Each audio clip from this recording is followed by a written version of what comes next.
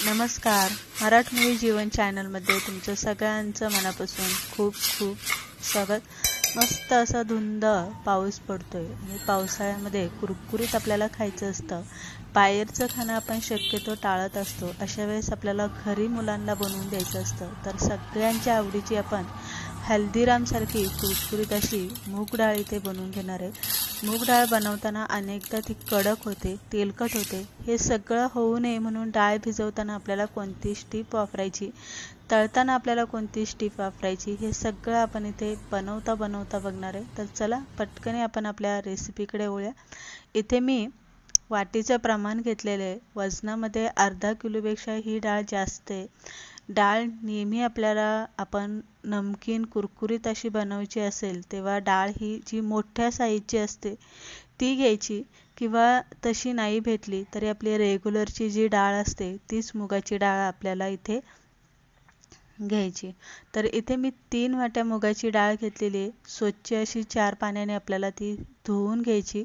भिजवताना भरपूर पाणी आपल्याला त्यामध्ये ठेवायचं. त्यानंतर इथे मी थोडासा सोडा घालून घेतलेला आहे. सोडा घातला की परत एकदा डाळ चांगली आपल्याला हलवून घ्यायची आणि झाकण ठेवून 4 तास आपल्याला डाळ चांगली इथे भिजवून घ्यायची. भिजवताना सोडा घातल्यामुळे काय होतं तर डाळ खुसखुशीत आणि चांगली अशी फुलते. एकदा नक्की ही स्टीप वापरून बघा. 4 तासानंतर तुम्ही इथे बघू शकताय डाळ चांगली भिजली गेलेली. परत एकदा डाळ आपल्याला फक्त 2 पाण्याने इथे धुवून घ्यायची. गाळणीमध्ये घालून चांगली पाणी आपल्याला निथळून घ्यायचं आणि एका कॉटनच्या कपड्यावरती आपल्याला फॅन खाली साधारणतः 2 तासभर चांगली सुकून घ्यायची.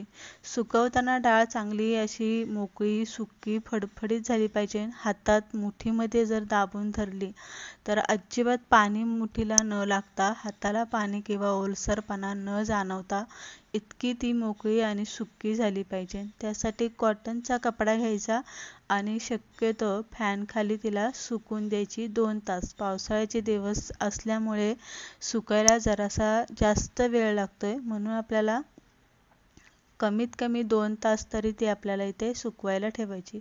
आता 2 तासानंतर तुम्ही इथे बघू शकता एकदम मोकळी सुटसुटीत झालेली. हातामध्ये डाळ दाबली, पूर्ण हात कोरडा निघतोय. कुठेही पाण्याचा थोडाही ओलसरा आपल्याला इथे जाणवत नाहीये.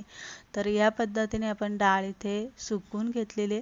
आता डाळ तळताना तेलकट होते अनेकदा, तर काय करायचं, डाळ जेव्हा आपण तळणार आहे तेव्हा चिमूटभर सोडा तेलामध्ये घालायचा आणि 2 चिमटी मीठ आपल्याला तेलामध्ये घालून घ्यायचं. आणि डाळ तळताना तेल चांगलं गरम झालेलं पाहिजे. डाळ जर आपण तेलामध्ये टाकली की लगेच ती वरती आली पाहिजे.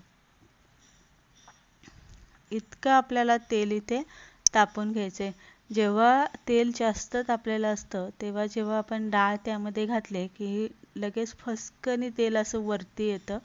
त्यावेळेस तेल खूप तापलेलं असतं आणि अशाच गरम तापलेल्या तेलामध्ये डाळ घालून आपल्याला तळायची. त्यामुळे डाळ तेलकटसुद्धा होत नाही. आणि दुसरी गोष्ट म्हणजे झाऱ्याने जर तुम्हाला डाळ काढायला नाही जमली तर ही चाळणी जी आहे त्या चाळणीने या पद्धतीने आपल्याला तेलातनं डाळ इथे काढून घ्यायची.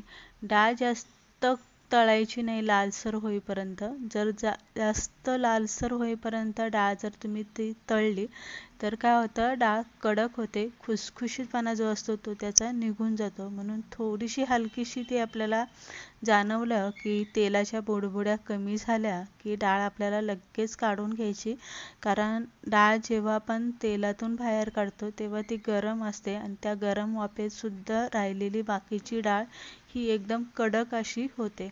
तर इथे ह्या स्टेजला तेलाच्या बुडबुड्या कमी झालेल्या आहे आणि आपण इथे डाळ काढून घेणार आहे. याच पद्धतीने आपण बाकीची सगळी डाळ इथे तळून घेणार आहे. शक्यतो डाळ तळताना काळजी घ्यायची, कारण डाळ ओलसर असल्यामुळे तेलात घातली की त्याला लगेच तेल असं फसकनी वरती येतं.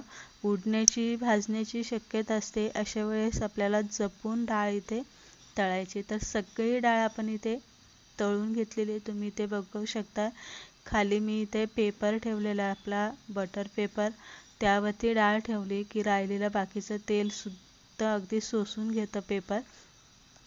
आता इथे आपण साधंसं मीठ घालून घेणार आहे. आपल्याला फक्त खारट बनवायची आहे. पण जर तुम्हाला ती तिखट पाहिजे नसेल तर यामध्ये फक्त आपल्याला लाल तिखट वापरायचं आहे.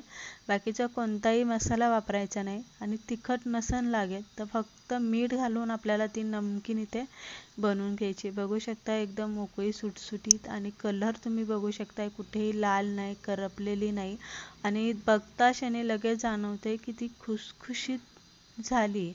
तर अशा पद्धतीने एकदम साध्या सोप्या पद्धतीने आपण मार्केटसारखी हेल्दीरामसारखी नमकीन मूग डाळ इथे बनवून घेतलेली. रेसिपी तुम्हाला ती कशी वाटली हे कमेंट करून सांगा.